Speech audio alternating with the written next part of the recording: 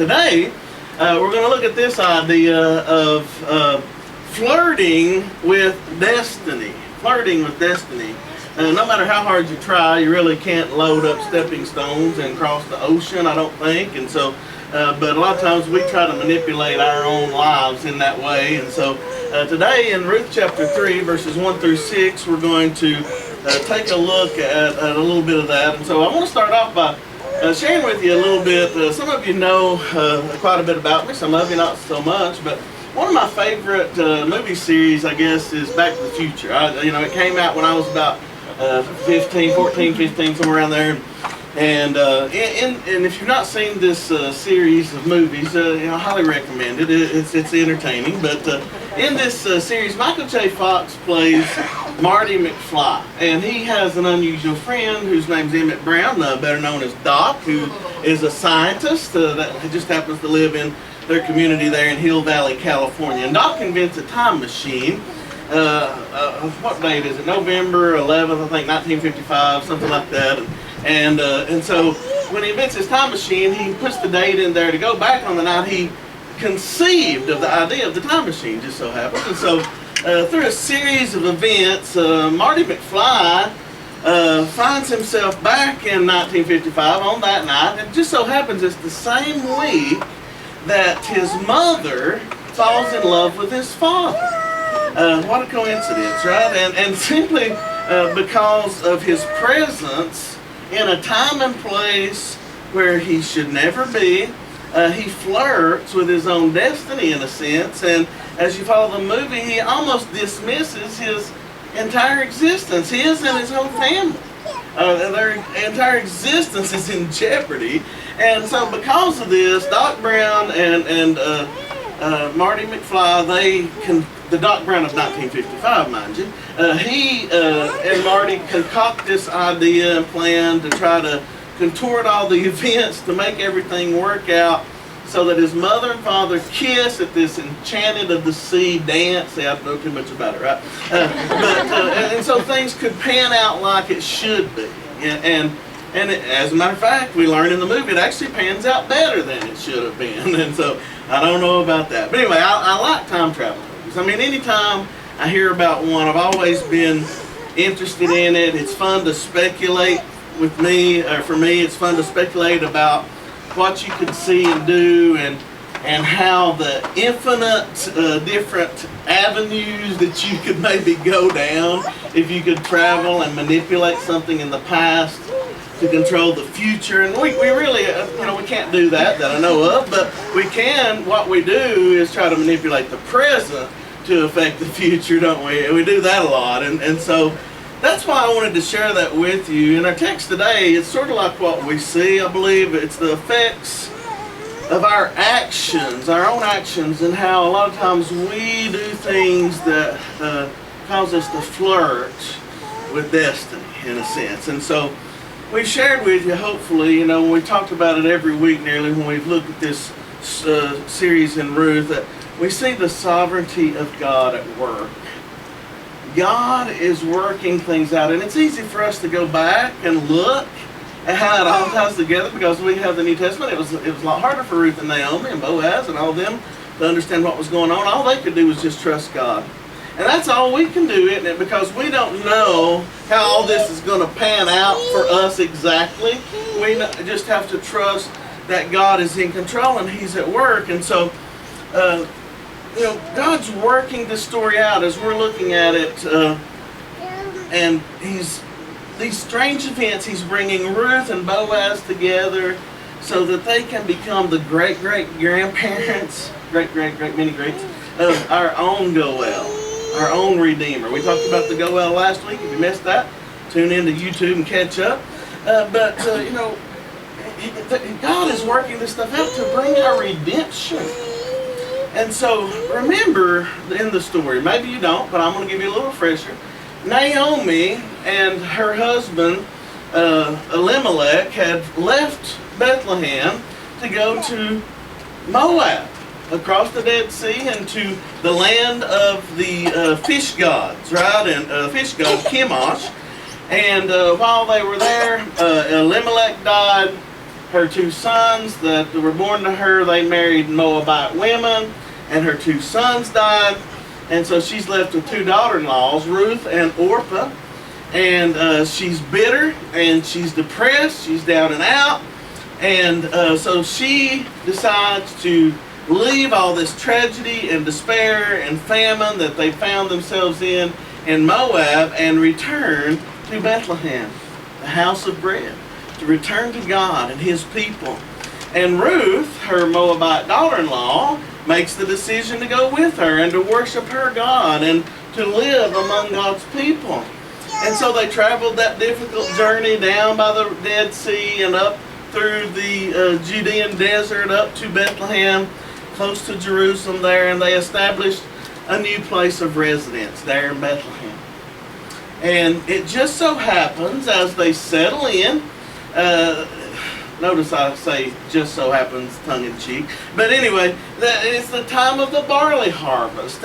And so in order to survive, since they have no jobs and they have no husbands, Naomi sends Ruth out to glean in the fields. And so it was something for the poor that we talked about a couple of weeks ago, the gleaning. And so thankfully, some of the people around Bethlehem obeyed the command of God from the Levitical laws and prepared their fields in a way so that they could be gleaned. And Ruth started gleaning, and as she gleaned, let me speak about gleaning again just for a moment, because when we go back to Leviticus and we look at that, if you go back and think about it, you know, these people obeyed God. What they did was they left the outside edges of their field to glean for the poor or for the traveler, people who had nothing. And so they didn't harvest that area, and they did that at the command of God. And so, but the command for gleaning wasn't just for the poor. God also put that command in place to remind those who had more than enough about the poor.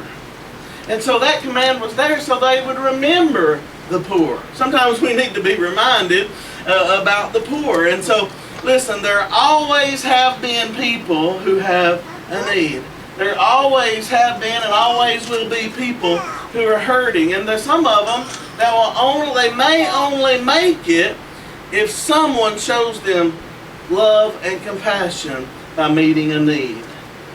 Let's not forget that, because as the people of God, listen to me, as His church, as the bride of Christ who bears His name, as Christians, we have a kingdom responsibility to, as those who represent Him and His compassion, to minister to the needs of the poor. Don't ever forget that. Don't ever forget that. And so when Ruth and Naomi arrived in Bethlehem, Naomi sent her out to glean. And remember Naomi's condition. Y'all remember Naomi's condition? We talked about it. She was bitter, right? She was a bitter woman. She was difficult to live with. Remember her demeanor and behavior. As a matter of fact, when she came into Bethlehem, and all the people, I guess, who recognized her, when they saw her, they recognized something was wrong with her. And Naomi said, listen, Naomi means pleasant or pleasantness. And she said, don't call me Naomi, call me Mara, which means bitter. So she said, don't call me pleasant, call me bitter. My name needs to change because this is who I am now. And she blamed it all on God, didn't she? She said, the Almighty has been difficult upon me. He's brought this all upon me, all this calamity. And so she's bitter at God. And so she told them, basically, she said, I went to Moab. I was thinking I was going to be blessed, and then I lost my husband, and I lost my 2 sons-in-law, and we lost everything we had, and she blamed it on God. She blamed it on the Lord. And so we then see, once they arrive in Bethlehem, that Naomi sends Ruth out to glean. And by coincidence, right, she ends up in the field of Boaz. Coincidence? No, I don't think not, right? The providence of God. And it just so happens that Boaz is not a poor guy. And he's not an ugly guy. And we understand later that he sits in the gates of the city. So he serves like a city councilman. He's an important man in the city of Bethlehem. And as a matter of fact, he's wealthy. And it just so happens that Boaz is a close relative of Naomi's husband, right? That could serve as a goel, a family redeemer. So all those coincidences add up to the favor of God, the sovereignty of God at work. And folks, that's why we can trust Him. He's got a plan. Let's just live in it, okay? And so Boaz takes a liking to Ruth when he sees her in his field, and he bestows favor and honor upon her, like we talked about last week. And he gave her a place among the reapers, not just the gleaners. He told her, he said, hey, don't worry about gleaning. Get right up in here with the main women and my men, and you take as much as you want. And he told his men, said, don't let anybody touch her. You protect her. And he says, as a matter of fact, when you're reaping, throw down some extra for her. Remember that? And then he invites her to his table. And he feeds her with all of his family and his workers as if she belonged to the family. And she wonders, she asks him, says, why are you, listen to this, she asks him, why are you spreading your wings out over me and protecting me? That's kind of an important thing. I may forget to say anything about it. Ask me about it later if I do. But anyway, she eats at his table. And then when Ruth returns home after the day's work, she takes with her more than a week's worth of gleaning for that one day, plus what she had left over at the meal after she ate all that she wanted. And she walks in, and Naomi is astonished at what she brought in. And so Naomi asks her, says, girl, where you been? Who you been with? How did you bring in such a load of groceries? You know what I'm saying?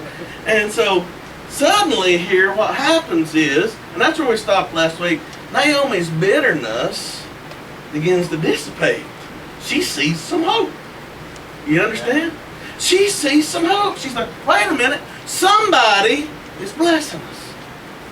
And then she learns from Ruth that it's Boaz. And she gets even more excited, because she knows that this man can be their goel. And so that's where we find ourselves in chapter 3. So let's go back and we'll read the text here now for today. Just 6 verses. I want to try to get through this today, give us plenty of time, but there's some important stuff here. We'll finish it up next week. So if you're here today, listen, if you're here today, you have to be here next week, okay? Because this sermon's not over till then, all right? But anyway, so then Naomi, her mother-in-law, said to Ruth, she said, my daughter, should I not seek rest for you, that it may be well with you? Is not Boaz our relative with whose young women you were with?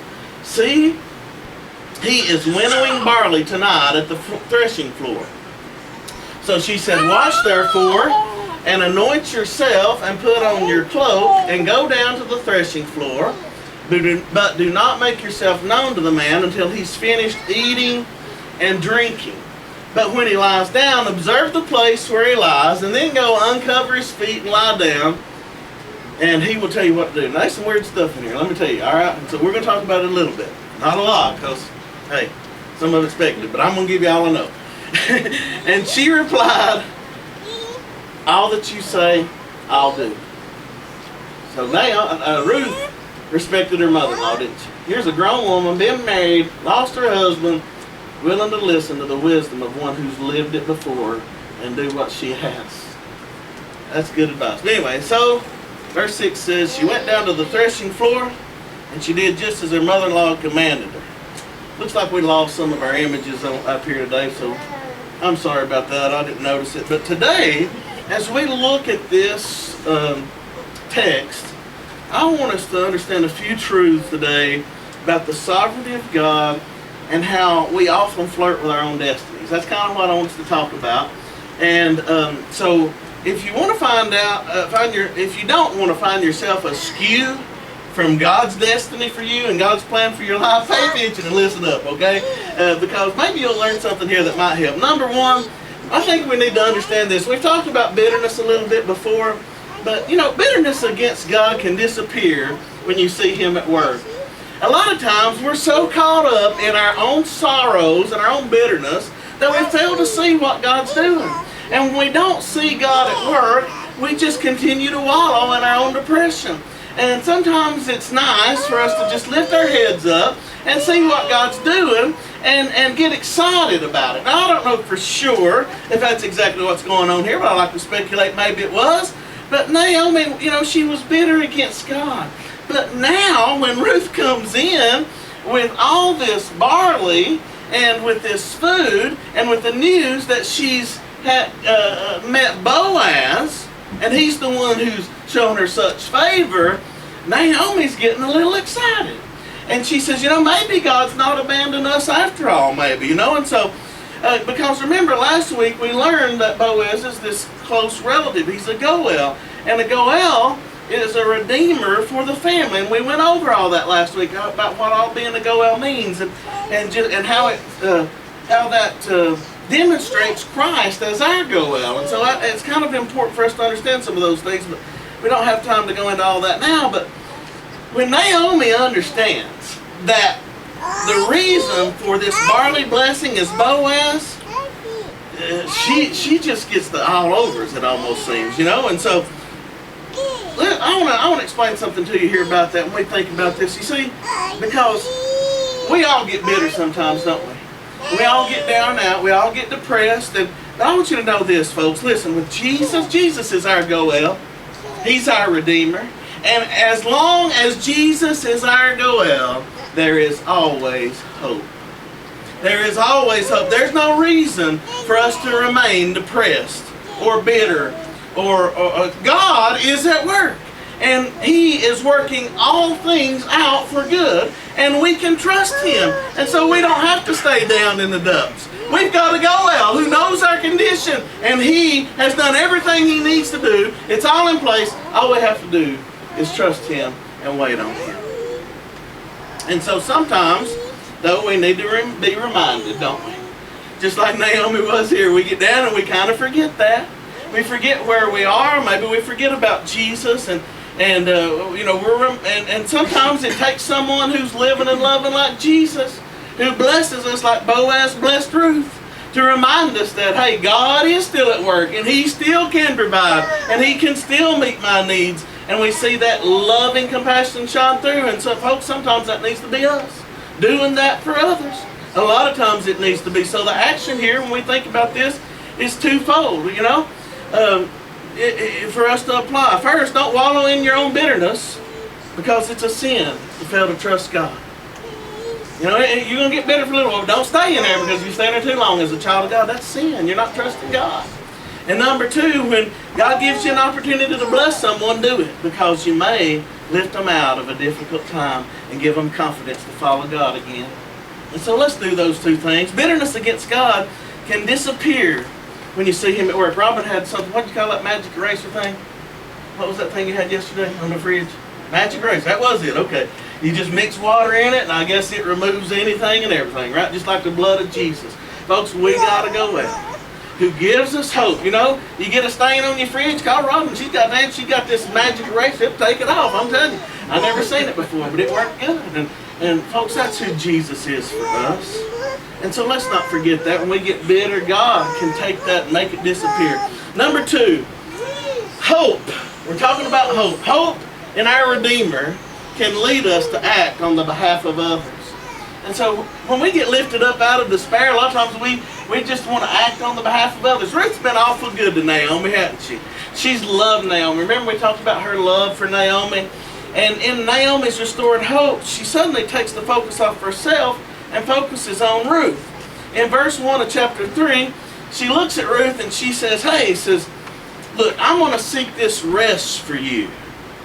She gets this news about Boaz and she says, I want things to be good with you. And so this word for rest, it can mean security. So your translation may say security. It's the word Manoach. That's the name of Samson's dad, as a matter of fact. But in those days, becoming a widow, it was a scary place for people, for women. If they lost their husbands, they didn't have another family member, they didn't have someone to help take care of them, it was a dangerous place to be.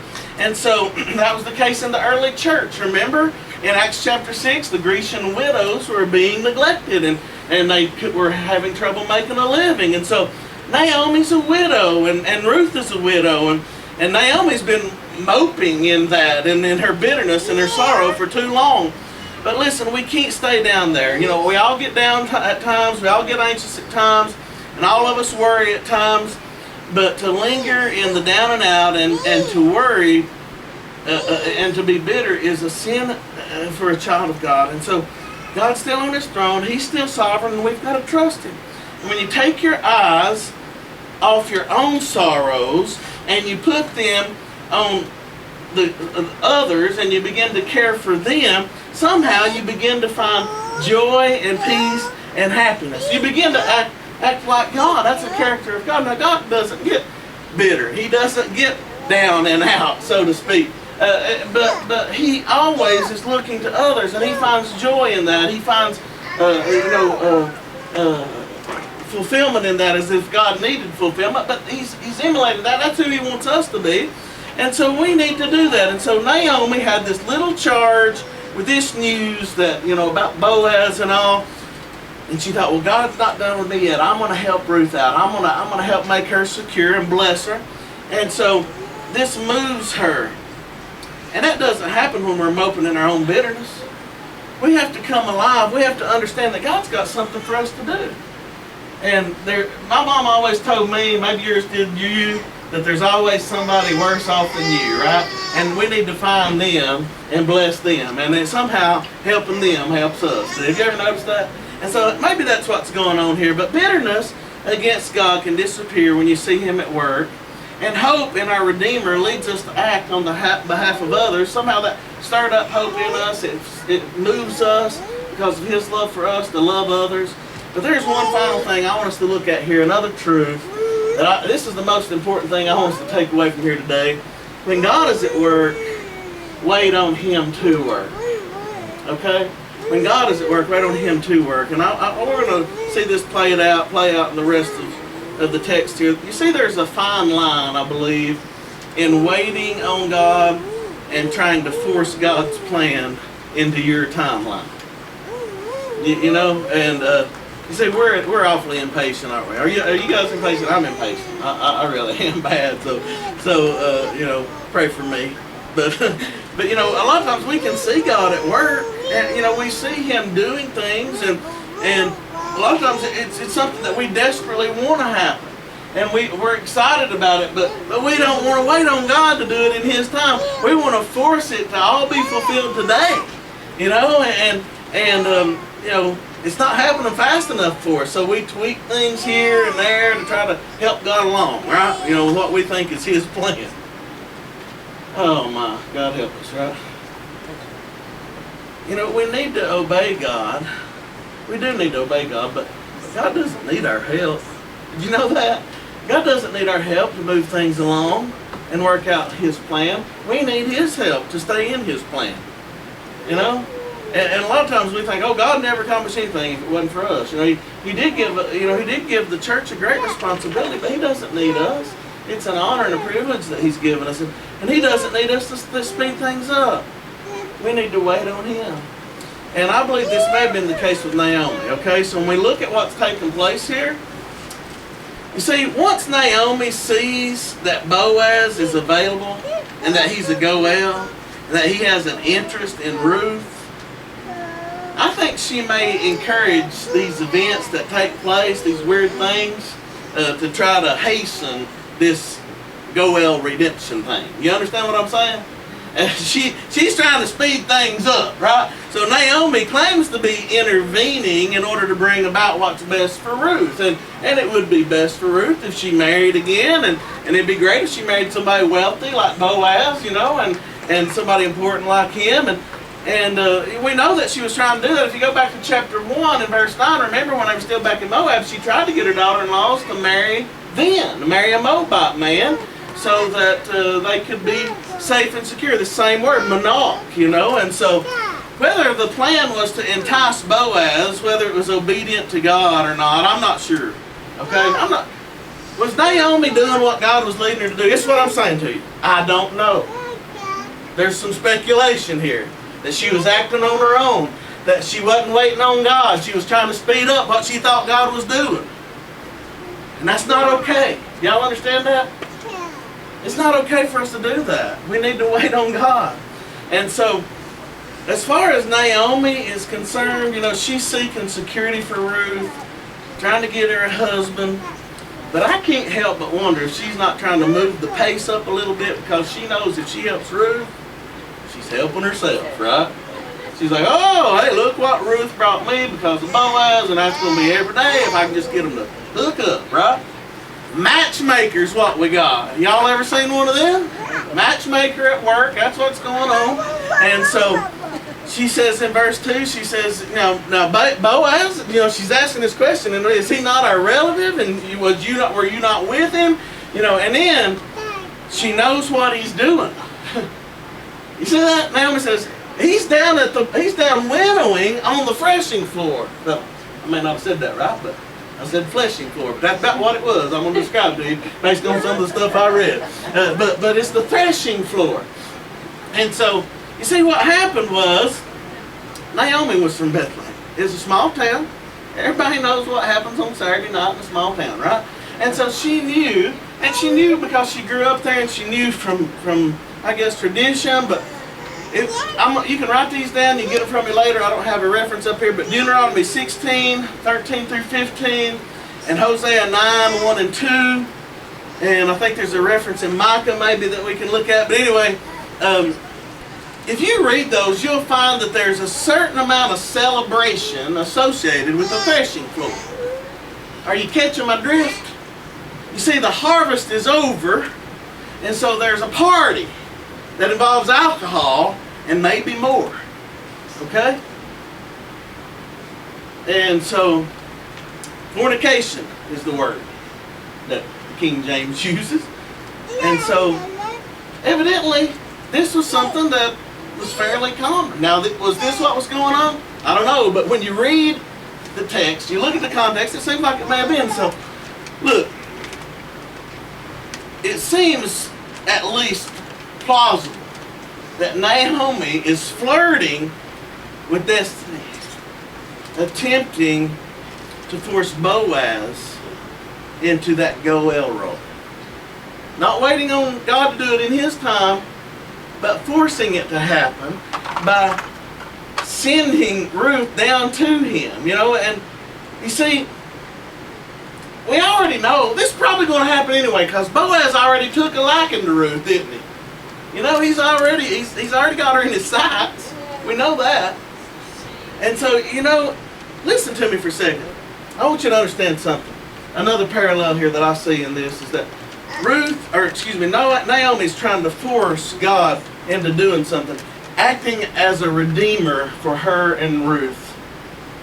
It's not a whole lot different than what Judas tried to do when he sold Jesus for 30 pieces of silver. Because what Judas was trying to do, he knew God was going to redeem man. He knew that the Roman Empire was not going to be in control, and so he sold Jesus, trying to force Jesus to go ahead and overthrow the Roman Empire so that he could be set up as king. You see what was happening? You see, Judas wanted something good. He wanted God's plan, but it wasn't God's time. That wasn't what God had right then, And so Judas tried to speed up what God was working on to make it happen right then. It didn't turn out too good for Judas, if you remember. And so I think that's kind of maybe what's happening with Naomi here. She's trying to speed things up a little bit. Flirting with destiny, that's what it is. What it is knowing God is at work, but not waiting on God to work. You understand the difference? It's good that we can see what God's doing, but don't start trying to speed Him up. Wait on Him to work things out in His time. But anyway, Naomi comes up with this plan, doesn't she?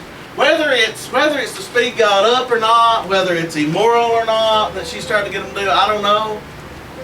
The Holy Spirit can help you figure that out on your own. A lot of scholars that I love and commentators that I trust see it differently, okay? I'm just trying to help y'all understand. And next week we might look at it a little differently depending on how the Lord leads me this week. This is what I saw this week. Now, knowing God is at work but not waiting on God to work, that's a problem. So Naomi comes up with this plan because I think she's at least trying to speed things up maybe, right? She sees what God's doing. She's trying to help God. And maybe she don't realize what she's doing. Maybe she does not. But now some interpreters say it's a cultural thing. She tells her, basically, let's look at it. She says, take a bath. That's always good, right? Take a bath. Clean up. Women, if you're going to see a man, write this down. You might want to take a bath, right? And anoint yourself. You know, that's the oil in the hair. That's the whole get up. That's the makeup. That's the look as good as you can, right? I mean, that's basically what she's telling her. Put on your cloak. That's your best dress, probably. And go down to the threshing floor. And when you get there, don't let Boaz know you're there until he's finished eating and drinking. Okay? So there's something else. Ladies, when you're trying to woo a man, it's a lot easier to deal with him when you feed him and water him. Okay? Once he's fed and watered, he'll probably listen to you a little better, so write that down. But anyway, so what happens is, you see, really, when she gets down there, she's telling Ruth to wait until he's, been nipping on the sauce a little bit. All right? A little bit on the side, if you know what I mean. And then approach him, right? But she says wait till he lies down. So evidently they partied so hard they just had to sleep right where they was at, I guess, the way it seems. I don't know. But that's what it looks like. But she says wait till he lies down. And once he lies down, then go take the blanket off of his feet and uncover his feet and lay down at his feet. I don't know a woman alive who'd do that to a man, especially after he'd been partying all night. But anyway, this is what she's done. Ain't this strange, isn't it? It is strange. It's a different culture, different time. And then she says, look, once you do that, he'll tell you what to do. All right, and then we're going to go ahead and finish this part up. So Ruth said, all right, I'm going to do whatever you tell me to do. She goes down, and she did. Verse 6 says she did just what Naomi told her to do. So it's really simple. The plan's kind of simple. Ruth puts on her perfume. She bathes. She goes down to Boaz. She waits just for the right moment after he's settled down in bed. Once he's maybe had a little bit too much to drink and passes out, who knows. But only then was Ruth able to slip under the blanket at the feet of Boaz and wait for him to tell her what to do next. Now, if you start doing a little bit of research on this, a lot of people think some of this stuff, some of these words are analogies to other things. They're a lot more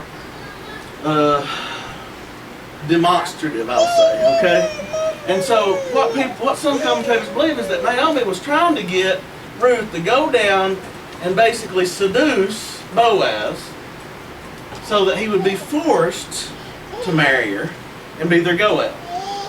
See what I'm saying? And so I don't know if that was happening or not, but it's a possibility. And you know why I think it was a possibility? There's several reasons, because the text seems to almost suggest that, but listen to me. When you look at the text, well, maybe I'm getting a little bit ahead of myself, but no, I'm not.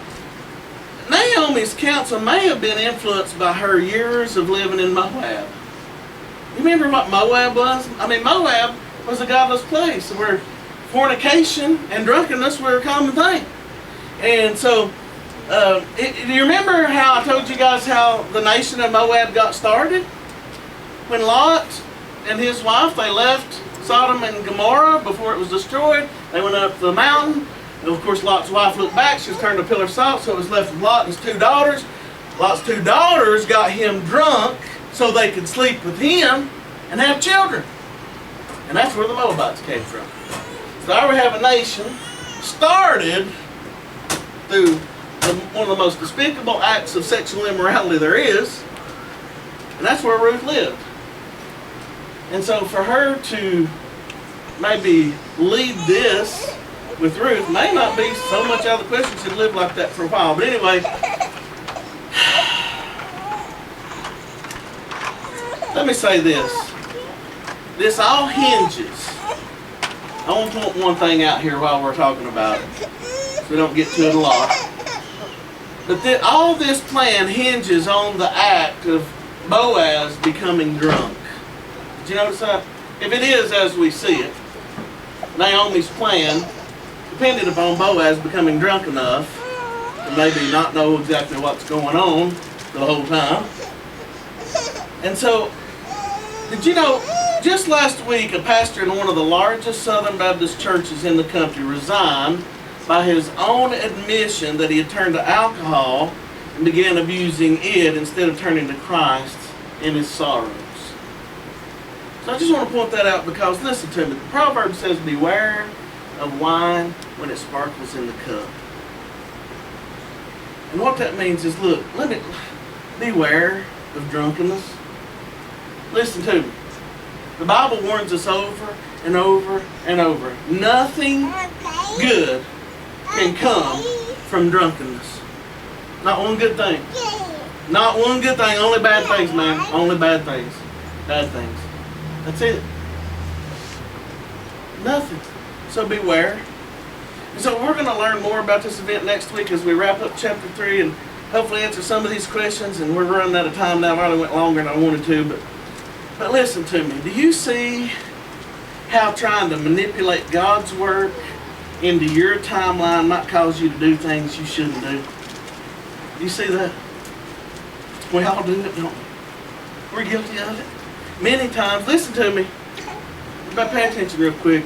Many times couples do this during an engagement or during dating. And they convince themselves that since they're planning to get married, it's okay to go ahead and enjoy all the benefits of a real married couple. Let me tell you something. Let me encourage you to wait until you're married to do that. Wait on God's time and do it God's way. Because in His time, you'll be blessed. If you force your hand, if you speed things up, it won't be a blessing. It won't be a blessing. I guarantee you that. There are several things when we look at this. Listen, when we flirt with destiny, all we do is mess things up. Y'all know that? When we flirt with destiny, all we can do is mess it up because God's got the plan. Let's just get on His plan. And let's go with Him. And let's wait on Him. And let's do it in His time, in His way. And count on Him to bless us when He's ready. Y'all want to get on board with that? I do. I'll tell you. There are several things here that appear wrong with Naomi's plan. And I was going to point them out to you, but I'm not going to right now because there's just too many. And so as we prepare for a time of response, I do want to do this. I want to say this. Listen to me, folks. When God is at work, wait on Him to work. When God is at work, when you see God at work, wait on Him. Wait on Him to work. Don't try to force God's hand. Don't flirt with destiny. And so here's what I want you to understand this morning. As we prepare for one time of response. Right now, I hope you all understand God has a plan for you. God has a plan for you in your life. He is working things out in this world for you to bless you. And He's got a plan for you just like He had a plan for Ruth and Naomi and for Boaz to eventually come together as family. But we all of us without Christ, listen, we are all helplessly lost in our own sin apart from Christ. And there's absolutely nothing we can do on our own to save us. We can lay out all the stones across the ocean we want, but we're never going to get to glory without Christ. It's not going to happen. We are hopeless and we are helpless. And you know what we need? We need a Goel. We need a Redeemer. That's what Ruth and Naomi were. They needed a Redeemer. And we need a Redeemer spiritually. And so let me help you to understand today. If you've not believed, listen to me. If you have not believed, excuse me, upon Jesus Christ for your salvation, and you've not trusted Him, turning away from sin and following Him, my friend, listen to me, you are flirting with destiny. You're flirting with destiny. You are messing with your eternal destination. Don't do that. Don't do that. Today is a time, just like in our sermon today, you can't arrange your life the way you want it. Let God arrange it. Let God do it how He's planned. He has your best interest in heart. He wants to secure you. He wants you to be safe. He wants you to rest in Him. Don't flirt with your destiny. God has done His work as your Goel, as your Redeemer. And so all you have to do today is believe and call out to Him in faith and repentance to find the rest and security that comes in Him. Will you do that right now? Let's all bow our